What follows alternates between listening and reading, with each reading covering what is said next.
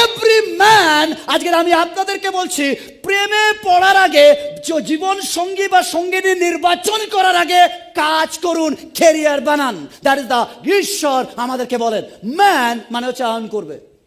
আমি বলছি না কত করবে এটা বলে না, বাট ম্যান মানে মাস্ট, সেই কামাবে। ম্যান মানে দায়িত্ব নেবে, কারোর কাঁধে দিয়ে পালাবে না। পুরুষের প্রথম দরকার নেই নারীর, বাট প্রথম দরকার কাজ করার বা চাকরির, ক্যারিয়ার। ঈশ্বরের সন্তান, বাইবেল বলছে আদম তুমি আগে এদনে চাষকর্মের কাজগুলো করো, এটা তোমার দায়িত্ব, এটা করো। হবা নিয়ে তোমার ভাবার দরকার নেই, আমি জানি কখন তোমাকে ডেলিভার করব। অনেকে বলে সাকসেসফুল পুরুষের পিছনে, আপনি এটা অ্যাকর্ডিং টু বাইবেল, নারী সাহায্য না করলে কোনো পুরুষ উপরে উঠতে পারে না।